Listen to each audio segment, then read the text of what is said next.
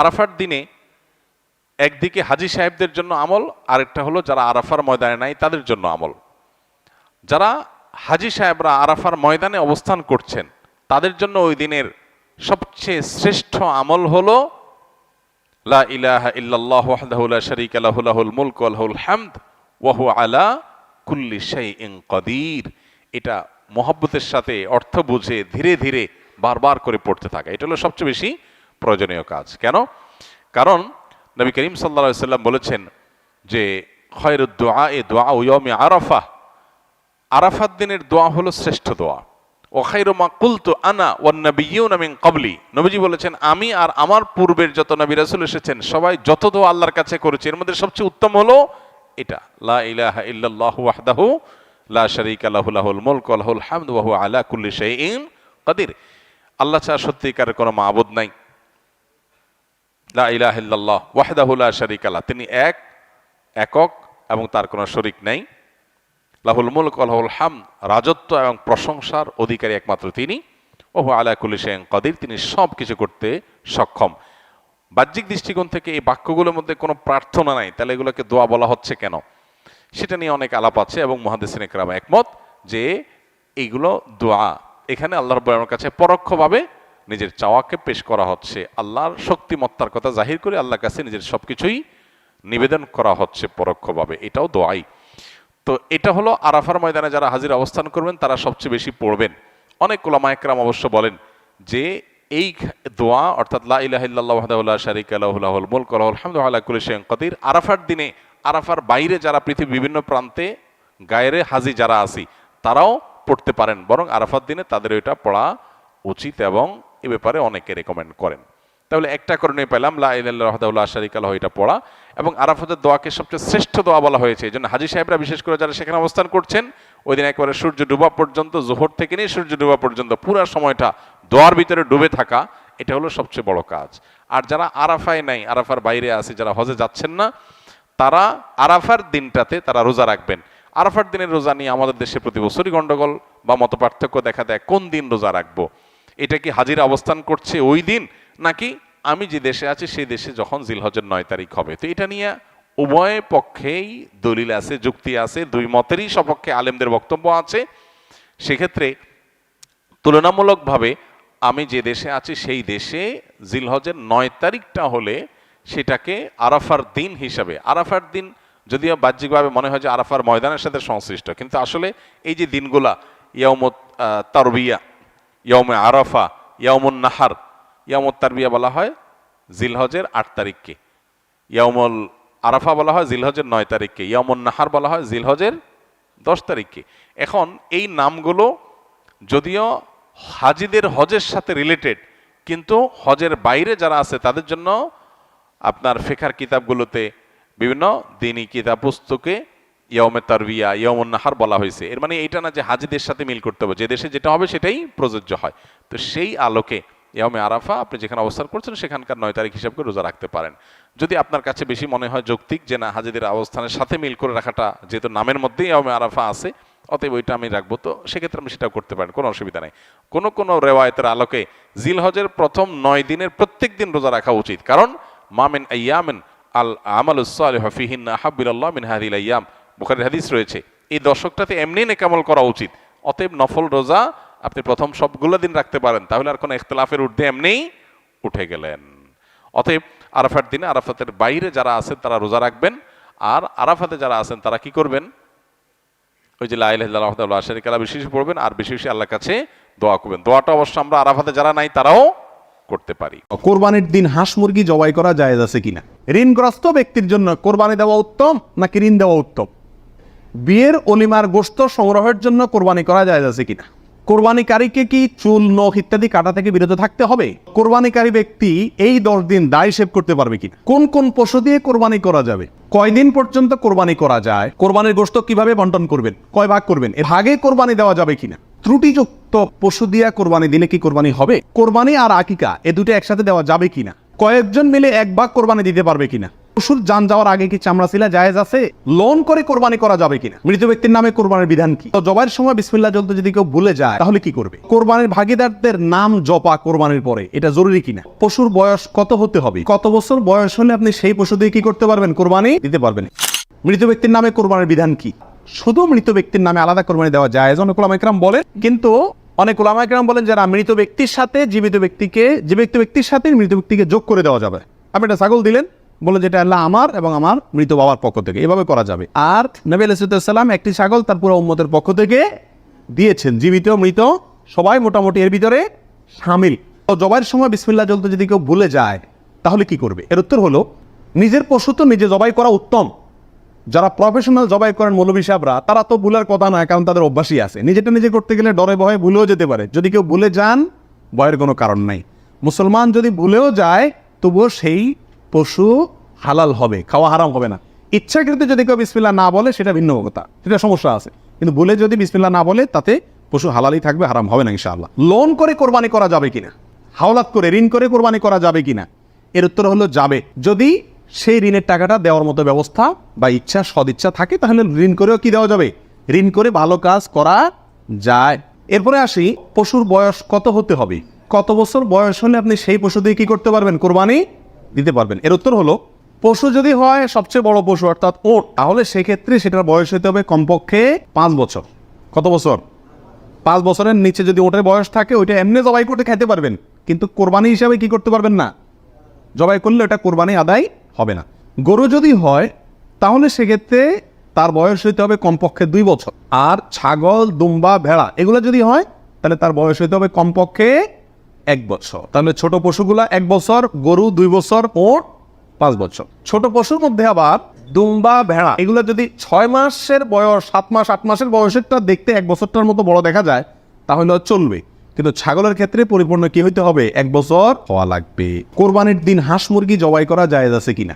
আমাদের দেশে অনেকেই গ্রামের দেশে বলেন যে কোরবানির দিনগুলোতে, ঈদের দিনে কি করা যায় না? হাঁস মুরগি জবাই করা যায় না। আসলে কতটা সঠিক? উত্তর হলো এটা সম্পূর্ণ ভিত্তিহীন বানোয়াট কথা।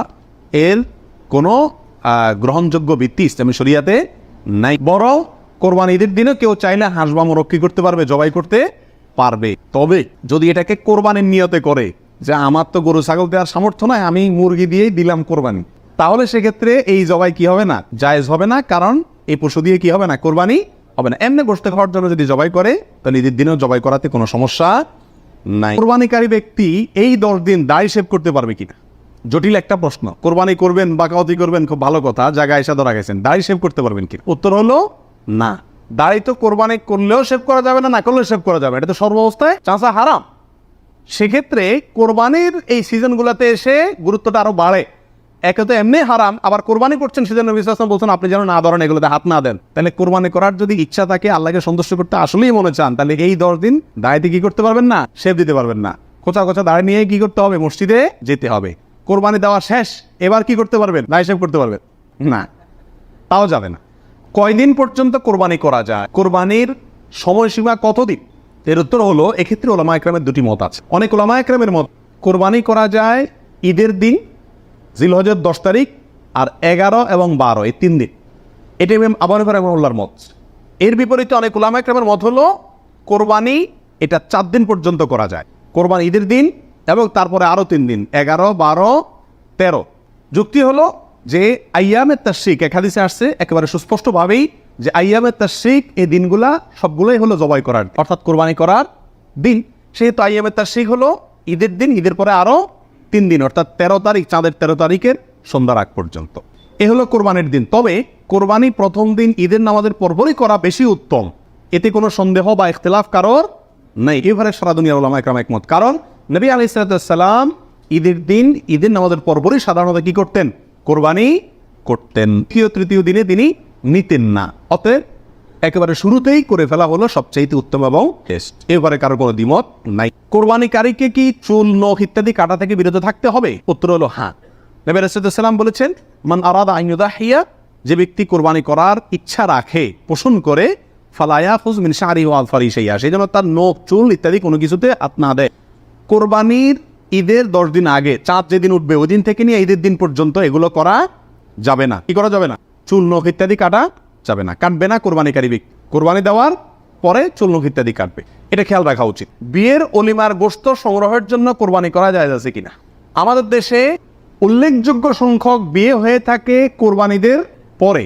আপনারা খেয়াল করবেন, আগদ হয়তো আগে পরে হয়, খাওয়ান দাওয়ানের অনুষ্ঠান হয় কোরবানিদের পরে। আল্লাহ মাফ করুক, কোরবানির সময় তো গরু একটা এমনি জবাই করা লাগে, তো ওই সময় যদি অলিমার অনুষ্ঠানটা বা বৌভাতের অনুষ্ঠানটা করা যায় তাহলে তো ওই গোশত দিয়েই সারা যায়, গোশতের টাকাটা বেঁচে যায়। যদি কারোর এরকম উদ্দেশ্য থাকে তাহলে সেক্ষেত্রে তার কোরবানি হবে না। আর যদি কেউ মনে করে যে না, ঈদের পরে সবাইকে পাইতে সুবিধা হয় সেজন্য ওই টাইমটাতে করতেছি, অথবা আপনার কোরবানি করলাম অলিবার জন্য আলাদা গরু জবাই করলাম, অথবা আপনার কোরবানির গোশত অলিবার জন্য করি না, আমি অলিমা করলেও একটা গরু দেই, অন্য বছর না থাকলেও একটা গরু আল্লাহর জন্য দেই, এরকম যদি কেউ থাকে তাহলে তার জন্য যায়। আর তা না হলে এই কোরবানির গোশত দিয়ে অলিমা সারা, অনুষ্ঠান সারা, এটা যদি ওই উদ্দেশ্যে করে তাহলে সেক্ষেত্রে এটা কোরবানি হবে না, বরং এটা এক ধরনের তামাশা হবে কোরবানির নামে। কোরবানির ভাগিদারদের নাম জপা কোরবানির পরে এটা জরুরি কিনা? আপনারা দেখবেন ভাগিদারে কোরবানি যদি দেয় তার লিস্ট লিখতে লিখতে অবস্থা খারাপ হয়ে যায়, এবং যিনি কোরবানির পশু জবাই করেন ওই হুজুর নাম নিতে নিতে অবস্থা খারাপ। আল্লাহর নামে এতবার নেয় কিনা সন্দেহ, এতবার ওই ভাগিদারদের নাম নেয়, কারণ ভালো করে নাম নিলে টাকা পাওয়া, কোরবান জবাইয়ের টাকা পাওয়া কঠিন হয়ে যাবে। তো এটা জরুরি কিনা? উত্তর হলো এটা মুস্তাহাব। কোরবানি করার পরে আল্লাহুম্মা তাকাব্বালহু মিন ফুলান ফুলান ফুলান, আল্লাহ এটাকে অমুকের পক্ষ থেকে নাম ধরে তার পক্ষ থেকে কবুল করুন, এরকম বলাটা মুস্তাহাব, উত্তম। রাসূল আকরাম সাল্লাল্লাহু আলাইহি ওয়াসাল্লাম নিজেও বলেছেন, আল্লাহ এটা আমার পক্ষ থেকে কবুল করেন, এটা আমার উম্মতের পক্ষ থেকে কবুল করেন, আমার পরিবার, এটা আমার উম্মতের পক্ষ থেকে। তাহলে এভাবে সবাইয়ের পক্ষ থেকে কোরবানি যে কয়জন দিচ্ছে তাদের পক্ষ থেকে কোরবানি হচ্ছে এই কথাটা, এবং তাদের পক্ষ থেকে আল্লাহ কবুল করেন, এটা বলাটা উত্তম, মুস্তাহাব কিন্তু কিনা। কোনো কারণে যদি এটা কেউ বলতে ভুলেও যায়, নিয়ত যেহেতু আছে আল্লাহ জানেন, অতএব কি হয়ে যাবে? কোরবানি হয়ে যাবে। পশুর জান যাওয়ার আগে কি চামড়া ছিলা জায়েজ আছে? উত্তর হলো না, কঠোরভাবে নিষেধ। আমাদের দেশে কসাইরা এবং যারা চামড়া ছিলে নিজেরা অনেক সময় দেখা যায় জান এখনো পুরো বাইর হয় না, রু বাইর হয় না, তার আগেই ওই পায়ের রগ কাটা শুরু করে, চামড়া ছিলা শুরু করে, পুরো নাড়াচাড়া করে। এটা জায়েজ নাই, এটা গুনাহের কাজ। আপনি কোরবানি করছেন ইবাদত, অথচ গুনাহ হচ্ছে সাথে। নবী রাসূলুল্লাহ সাল্লাল্লাহু আলাইহি ওয়াসাল্লাম বলেছেন, ইন্নাল্লাহা কাতাবাল ইহসানা আলা কুল্লি শাই, আল্লাহ সব বিষয়ের প্রতি ইহসান করার নির্দেশ করেছেন। অতএব ফাইদা কাতালতুম ফাআহসিনুল কিতলাতা ওয়া ইযা যাবাহতুম ফাআহসিনুজ যাবিহাতা, তোমরা যখন কোনো পশুকে জবাই করবে তখন এই পশুর প্রতি রহম করিও, ভালো করে ধারটা দিয়ে নিবে, নবী সাল্লাল্লাহু আলাইহি ওয়াসাল্লাম বলছেন, যাতে করে তার রূহ বের হইতে কষ্ট না হয়। সেখানে জীবিত অবস্থায় এখনো মরে নাই, আপনি চামড়া ছিলা শুরু করে দিলেন, এটা খুবই অন্যায় এবং জুলুম। কষায় যদি করে তাকে থামাই দিবেন যে রূহ যেতে দাও, তারপরে হাত দাও। কোরবানি আর আকিকা এ দুটো একসাথে দেওয়া যাবে কিনা, এটা কমন প্রশ্ন আমাদের সমাজে। এর উত্তর হলো অনেক উলামায়ে কেরামের মতে দেওয়া যাবে, ফতোয়া শামী ইত্যাদিতে তাই লেখা আছে যে দেওয়া যাবে কোরবানি আর আকিকা একসাথে একই গরুর মধ্যে। আর অনেক উলামায়ে কেরামের মধ্যে দেওয়া যাবে না। দেওয়া যাবে না এর ভিতরে আপনার পাকিস্তানের খুব নামকরা মুফতি ছিলেন মুফতি রশিদ আহমদ রাহমাহুল্লাহ, আহসানুল ফতোয়ার লেখক। তিনি হানাফি মাযহাবের বড় উলামায়ে কেরামের মধ্যে থেকে তিনি কঠোরভাবে এর বিরুদ্ধে করেছেন এবং বলেছেন কোন অবস্থাতেই কোরবানি আর আকিকা একসাথে মিক্স করা যায় না, উচিত না। কারণ কোরবানি একটা ইবাদত, আকিকা আরেকটি ইবাদত। আর তাছাড়া গরু এক অংশে একাধিক ব্যক্তি দিতে পারবে, এটা কোরবানির ক্ষেত্রে নবী সাল্লাল্লাহু আলাইহি ওয়াসাল্লাম বলছেন, আকিকার ক্ষেত্রে বলেন নাই। সেজন্য কোরবানি এবং আকিকা পৃথক হওয়া উচিত। একই দিনে হতে পারে কিন্তু গরুর অংশে কোরবানি না, এই আকিকার কারণ নামের অংশ থাকা উচিত না। এই মতটা বেশি শক্তিশালী এবং বেশি সতর্কতামূলক। কোরবানির গোশত কিভাবে বন্টন করবেন, কয় ভাগ করবেন? এর উত্তর হলো কোরবানির পশু 3 ভাগে বন্টন করা উলামায়ে কেরাম মুস্তাহাব বলেছেন, কিন্তু কোনো হাদিসের ক্ষেত্রে আলাদা করে এভাবে নির্দেশ করা হলে যে 3 ভাগ করতে হবে। আল্লাহ কোরআনে বলছেন যে ফাকুলু মিনহু, তোমরা কোরবানির পশু থেকে নিজেরা খাও, ওয়া তাইমু আল কানিআ ওয়াল মুতাররা, ধনী গরিব সবাইকে দাও। তাহলে ধনী গরিব 2 ভাগকে দাও, আবার নিজে খাও, 3টাই হয়ে গেল এখানে। এর থেকে 3 ভাগ মোটামুটি ভাবে ইঙ্গিতে বোঝা যাচ্ছে, কিন্তু এটা কোনো জরুরি কিছু না। আর সহিহ মুসলিম হাদিসে আছে নবী সাল্লাল্লাহু আলাইহি ওয়াসাল্লাম বলেছেন তোমরা নিজেরা খাও, আবার রেখেও দাও, আবার দানও করো, অর্থাৎ 3টা করা যাবে। আবার সহিহ মুসলিমের আরেক বর্ণনায় আসছে তোমরা খাও এবং মানুষকে খাওয়াও। তাহলে বোঝা গেল নিজে খাওয়া, অন্যকে দান করা সবগুলাই উত্তম এই কোরবানির গোশতের ক্ষেত্রে। কয়েকজন মিলে 1 ভাগ কোরবানি দিতে পারবে কিনা? 2 জন 3 জন 4 জন 5 জন মিলে 1 ভাগ কোরবানি দিতে পারবে কিনা? প্রবাসে দেখা যায় একটা রুমে 3 জন 4 জন আছে, তো কোরবানিদের দিন 4 জন মিলে যায় কি করে, একটা ছাগল কিনে নিয়ে আসে, এনে জবাই করে। তো 4 জন মিলে যদি একটা ছাগল দেয়, অথবা একটা অংশ গরুতে হোক অথবা ছাগলে হোক, কোরবানিতে যদি একাধিক ব্যক্তি যদি এক অংশ দেয়, কোরবানি হবে? হবে না। একটা অংশ একজন দিবে, সেখানে কয়েকজন যদি সেখানে অর্থায়ন করে, কয়েকজন ভাগ বসায়, আর এক অংশ কয়েকজন মিলে দেয়, তাহলে কি হবে না? কোরবানি হবে না, ওটা গোশত খাওয়া হবে। প্রবাসে যারা যেসব ভাইয়েরা লক্ষ লক্ষ ভাইরা প্রবাসী আছেন, দেখা যায় যে 5 জন 6 জন 7 জন একটা রুমে আছেন, তো তারা সবাই মিলে একটা ছাগল কিনে এনে গোশত খান, কোরবানি তাদের উদ্দেশ্য থাকে না। আমি তাদেরকে অনুরোধ করব যে আপনারা কেন একটা পদ্ধতি অবলম্বন করেন না যাতে আপনাদের কোরবানির সওয়াব হবে, গোশতও খাওয়া হবে। সেটা হলো এই, আপনাদের 6 জনের মধ্যে সবাই টাকাটা একজনকে মালিক বানায় দেয়, যে ভাই আপনি সিনিয়র মানুষ বা আপনি বড় ভাই, আপনাকে আমরা সবাই মিলে 100 করে 500 রিয়াল দিলাম, আপনি এই টাকা দিয়ে একটা ছাগল আয়না কোরবানি করেন। উনি ওনার জন্যই কোরবানি করলো, আপনারা সবাই টাকাটা দিলেন, তাহলে আপনারা যে সহায়তা করলেন সব পেলেন কি পেলেন না? আর ওনার কোরবানিটাও হয়ে গেল, গোশতও খাওয়া হয়ে গেল, একসাথে সবগুলা পাখি এক ডিলে মারা গেল। আর যদি সবাই ঈদের দিনই জবাই করবেন ছাগল, তাহলে কোরবানি কেন করবেন? একটু চালাক হলেই কোরবানির সবটাও হয়ে যাচ্ছে, গোশত খাওয়াটাও হয়ে যাচ্ছে। প্রবাসী ভাইদের ভিতরে এই সমস্যাটা প্রচুর পরিমাণ দেখা যায়, যে 5-6 জন মিলে ছাগল কিনে কোরবানির নিয়ত কেউই করে না, অথবা সবাই মিলে কোরবানির নিয়ত করে, যার দুইটাই কি ভুল। তো ভাগে কোরবানি দেওয়া যাবে কিনা, এটা একটা গুরুত্বপূর্ণ প্রশ্ন আজকালকার যুগে। কারণ কোনো ওলামা একরাম বলছেন ভাগে কোরবানি দেওয়া যাবে না, বরং গরু হোক আর ওট হোক, যত বড় পশুই হোক, দিলে একজনের পক্ষ থেকে দিতে হবে, 7 ব্যক্তির পক্ষ থেকে যথেষ্ট হবে। এই যে কথা প্রচলিত আছে, এটাকে অনেক কোনো ওলামা একরাম কি করছেন, অস্বীকার করছেন। আসলে সঠিক কোনটা, এ ব্যাপারে আগেই বলেছি যে একাডেমিক আলোচনা খুব বেশি লম্বাচড়া করার ইচ্ছা নাই এবং সুযোগও নাই। শুধু সংক্ষেপে এটুকু বলবো, সব যুগেই সবচাইতে বেশি সংখ্যক ওলামাদের মতে, বলা যায় প্রায় সবার মতে, সমস্ত ওলামা একরামের মতেই বলা যেতে পারে, প্রায় গরুর ক্ষেত্রে একটা গরু 7 জন ব্যক্তির পক্ষ থেকে কি হবে, কোরবানির জন্য যথেষ্ট। এক্ষেত্রে বিচ্ছিন্নভাবে যে 2-1 জন আলেম বলছেন যে গরু হোক আর ওট হোক একজন থেকে হবে, 7 জন থেকে হবে না, আমাদের যুক্তিগুলা খুবই ঠুনকো এবং খুবই দুর্বল। নবী আলাইহিস সালাম সফরে একাধিক ব্যক্তিকে কোরবানিতে অংশগ্রহণের সুযোগ দিয়েছিলেন, তারা বলেন যে এটা সফরের জন্য নির্দিষ্ট, অথচ নবী আলাইহিস সালাম সেটা নির্দিষ্ট করেন নাই, এটা ওনারা নির্দিষ্ট করছেন। নবী আলাইহিস সালামের কোনো নির্দেশ সফরে হোক, হাজারে হোক, সফরের বাইরে হোক, যে কোনো নির্দেশ সাধারণত ব্যাপকভাবেই সবার জন্য সব সময়ের জন্য প্রযোজ্য হয়, যদি কোরআন এবং সুন্নাহর কোনো বর্ণনা দ্বারা নবী আলাইহিস সালাম নিজে ওইটাকে নির্দিষ্ট না করে দেন। তিনি সফরে যদি কোনো নির্দেশ করেন, ওই সফরের বাইরের জন্য সেটা কার্যকর হবে কি হবে না। যদি কেউ সফরের জন্য নির্দিষ্ট করতে চায়, তাহলে তার জন্য পৃথক দলিলের প্রয়োজন। বিধায় এটাই হলো বেশিরভাগ ওলামা একরামের মত। বিচ্ছিন্নভাবে কোনো আলেমের মত থাকতে পারে, কিন্তু সে 1-2 জন আলেমের কথা না শুনে সংখ্যাগরিষ্ঠ ওলামা একরামের মতের উপর আমল করবেন। গরুর ক্ষেত্রে 7 জনের পক্ষ থেকে যথেষ্ট হবে। তবে একটা কথা এখানে বলতেই হবে, সেটা হলো উত্তম হলো একাকি দেওয়া, ভাগে না দিয়ে কি দেওয়া, একাকি দেওয়া। এক্ষেত্রে কারোর কোনো দ্বিমত নাই, একাকি দিতে পারলে সেটা সবচেয়ে বেস্ট এবং ভালো। ত্রুটিযুক্ত পশু দিয়া কোরবানি দিলে কি কোরবানি হবে? ত্রুটিযুক্ত পশু, একটা পশুর ভিতরে কোনো দোষ আছে, ত্রুটি আছে, সমস্যা আছে, রোগবালাই আছে, ওইটা এমনি জবাই করে খাইতে পারবেন, কিন্তু কোরবানি দিলে কোরবানি হবে কি না, এর উত্তর হলো কিছু কিছু ত্রুটি আছে, যেই ত্রুটিগুলো থাকলে পশু কোরবানি করলে ওই কোরবানি যথেষ্ট হবে না। আর কিছু কিছু ত্রুটি আছে যেগুলো থাকলেও কি দেওয়া যাবে, ওই ত্রুটি সহকারে কোরবানি দিলে কোরবানি হয়ে যাবে। কোন ত্রুটিতে আপনার কোরবানি দিলে কোরবানি হবে না?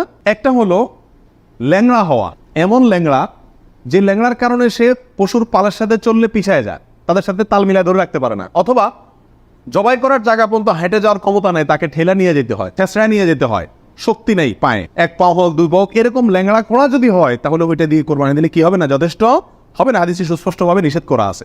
আরেকটা হলো যে এই পরিমাণ রুগ্ন, অসুস্থ, রোগা, যে রোগার কারণে সে চলাফেরা করতে পারে না, বা ওই যে হাঁটার শক্তি নেই, প্রচন্ড রোগা, দুর্বল, সেটা দিয়ে কোরবানি দিলেও কি হবে না, কোরবানি হবে না। আরেকটা হলো যে অন্ধ, এমন অন্ধ হয়, চোখ কানা অথবা চোখ অন্ধ, অথবা চোখে এমন সমস্যা আছে যে সমস্যার কারণে সে দেখে না, স্বাভাবিকভাবে ঘাস টাস রাখলেও সে বুঝে না কোনটা কি, অথবা ওই জায়গা পর্যন্ত দেখে একা একা যেতে পারে না, উষ্টা খায়, আমার চোখে বড় সমস্যা আছে, এরকম থাকলে এটা দিয়ে কি হবে না, কোরবানি হবে না।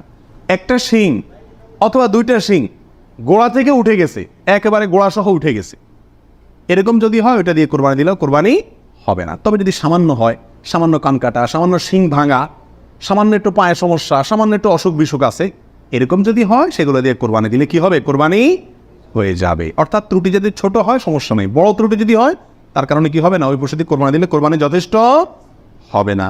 ঋণগ্রস্ত ব্যক্তির জন্য কোরবানি দেওয়া উত্তম নাকি ঋণ দেওয়া উত্তম?